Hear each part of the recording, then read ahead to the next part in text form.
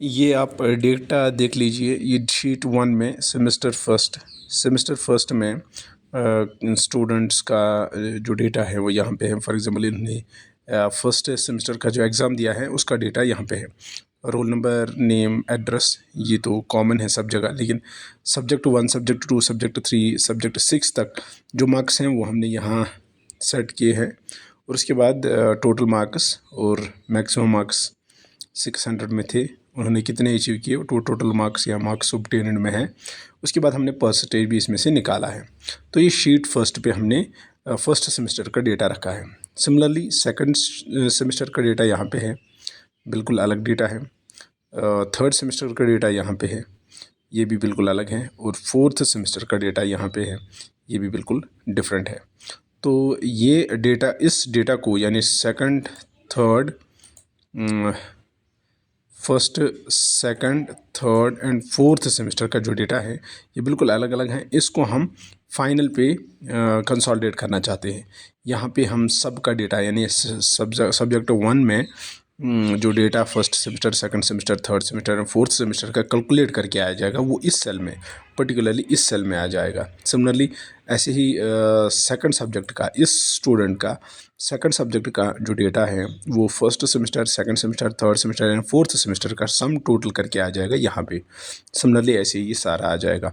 क्योंकि हमने maximum marks रखा हुआ है पहले से यहाँ पे आप देख सकते हैं, क्योंकि हर सेमेस्टर का 600 है, तो 4 सेमेस्टर में 2400 मार्क्स हुए। परसेंटेज अभी 0 है क्योंकि अभी टोटल रिजल्ट नहीं आया। तो हम देखते हैं इसको कंसोलिडेट कैसे करते हैं।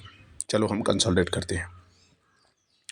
तो कंसोलिडेशन के लिए हम मेन्यू बार में जाएंगे। मेन्यू बार में हमें डेटा मिलेगा।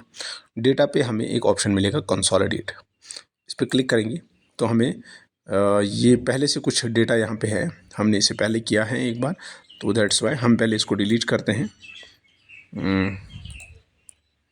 ये देख लीजिए, पहले हम इस पूरे डेटा को डिलीट करते हैं जो भी यहाँ पे है। तो अब नए से हम कंसोलिडेट स्टार्ट करेंगे। तो ये हमारा फर्स्ट, पहले हमें पूछता है फंक्शन के बारे में। कंसोलिडेट पे जब हम क्लिक करते हैं तो पहले हमें बोलता है ये कि कौन सी फंक्शन आपको सेट करनी है। तो फिलहाल हमें सम करना है तो हम सम करेंगे। अब इसके बाद कंसोलिडेट रेंज, यानी हमें अब देना है source data range. Source data range में हम पहले सिलेक्ट करेंगे सेमेस्टर फर्स्ट का डेटा। सेमेस्टर फर्स्ट का डेटा यहाँ से सिलेक्ट होता है सब्जेक्ट 1 से, सब्जेक्ट 1, सब्जेक्ट 2, सब्जेक्ट 6 तक, और ये टोटल मार्क्स इंक्लूडेड ये हमने दे दिया। यानी यहाँ से सब्जेक्ट 1 से अप टू दिस सेल, यानी क्या है, E3 से लेके K17 तक सेल एड्रेस आया रेंज। तो इसके बाद ये रेंज जो हमारे पास आया इसको हम ऐड करेंगे। ये ऐड हुआ ये डेटा। फिर हम सेकंड सेमेस्टर में जाएंगे। सेकंड सेमेस्टर में भी ऐसे ही डेटा को सिलेक्ट करेंगे बाय यूजिंग माउस। सेम यही आ जाएगा, लेकिन सेकंड शीट का डेटा है। तो इसको भी यहाँ पे देख लीजिए आप, एड्रेस E3 से K17 तक आया ये भी, तो इसको भी ऐड करेंगे। ये सेमेस्टर सेकंड का डेटा है। सिमिलरली सेमेस्टर थर्ड, फिर से इसी चीज़ को दोहराएंगे तो इसको ऐड करेंगे। ये हुआ semester third, first, second and third, और ये सेल एड्रेस। फोर्थ, इसको भी डेटा को भी सिलेक्ट करेंगे तो ये हुआ फोर्थ वाला भी ऐड।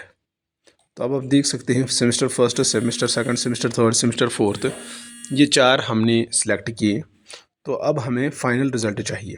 तो फाइनल रिज़ल्ट के लिए हम जाएंगे फाइनल रिज़ल्ट पे, जो भी खाली है यहाँ पे हम ये वाला जो हमारा है यहाँ पे हम ये एड्रेस देंगे कि कहाँ पे हमें डेटा चाहिए। ये हमने रेंज सेलेक्ट किया, ये रेंज सेलेक्ट हुआ, यानी कॉपी रिज़ल्ट टू में इसमें आया, इसमें ये वाला एड्रेस आया। ठीक, तो अब हम ओके करेंगे।